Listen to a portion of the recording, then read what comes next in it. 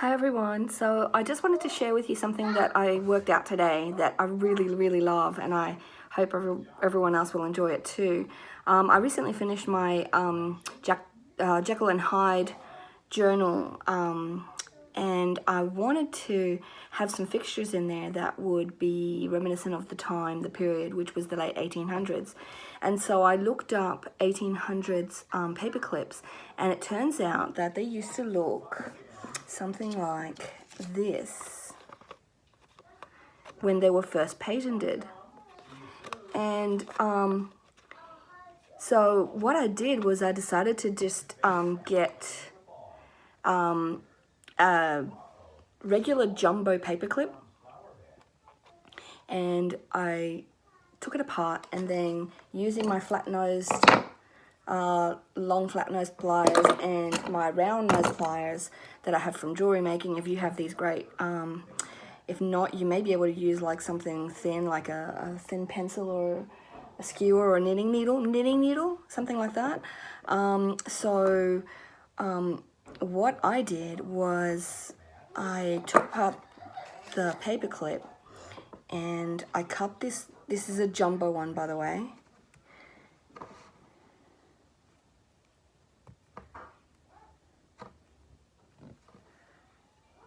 And so I just straightened this wire out.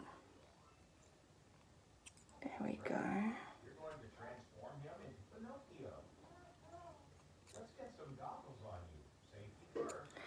And I cut this in half to make two of these 1800s paper clips. And by the way, our modern paper clips are not nearly as good as these. These work fantastic. They don't have sharp edges that tear up your papers. Here's an example of how they go on. Look, you just push it on like that. And they're really springy and really tough. Like, they really hold stuff on really well. That ain't going anywhere. So I really love these. I'm actually converted. I'm thinking of sitting here making a whole bunch of these because I really love them. So anyway, so you got your flattened out jumbo paper clip, and then I cut it in half,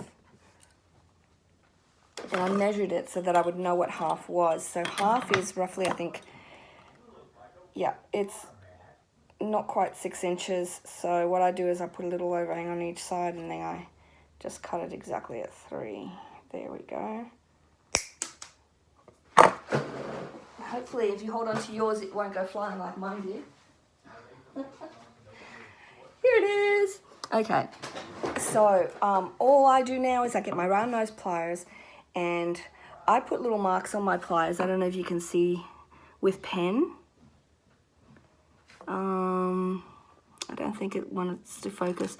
You can see them just faintly there. I've got 3 marks with black Sharpie, and they come off. It comes off if you want it to, but I find them handy. So I've got it on my middle mark, and you just roll it up like that, and you do that on both sides.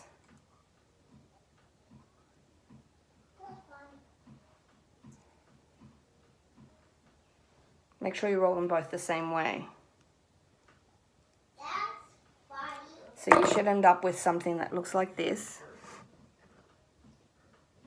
And then all I do is this is roughly 2.5 inches, just a little over. So I center it, and then I mark out 1 3/4 inches, and I bend it there.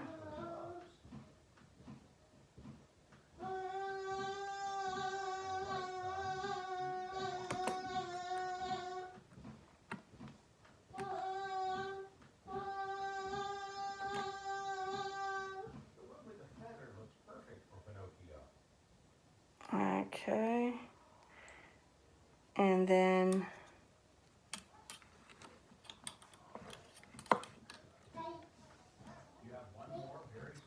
one inch,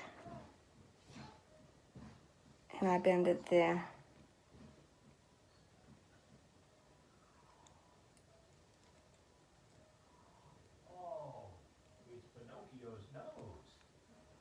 So I did it just slightly. Hang on a second.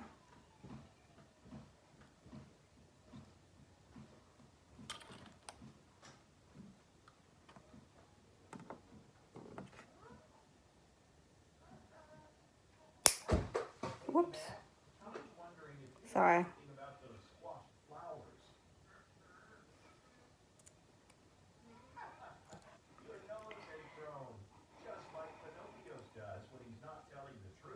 I somehow did this crooked.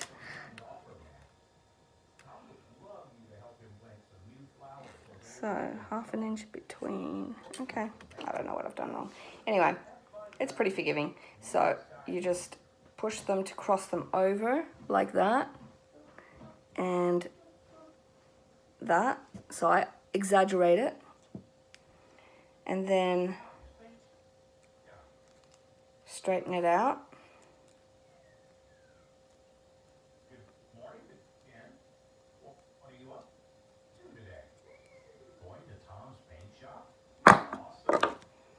And if your little loop comes slightly undone, just tighten it back up. It's no big deal.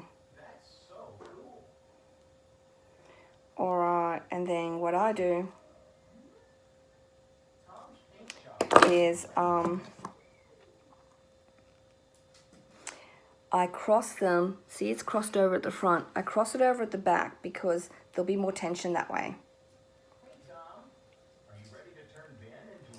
And then I cross them a little bit more.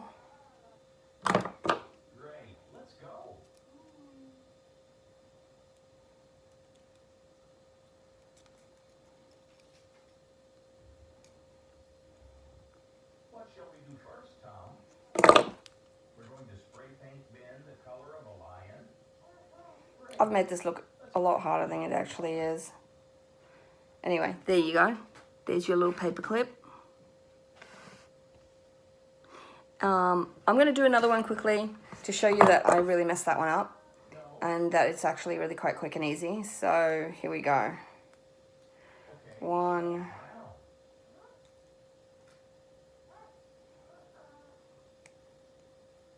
2.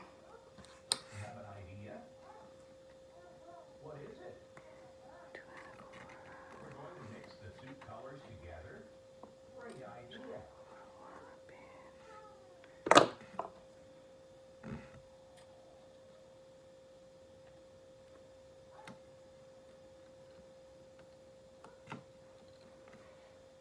Okay.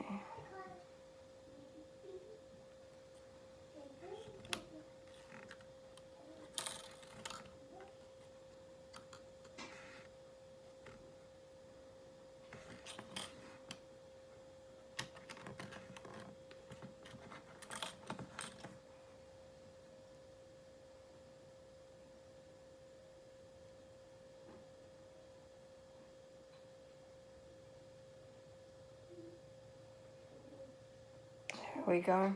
That's the perfect color. Have we finished painting now? We haven't. Okay. Fantastic. All right. What do we need?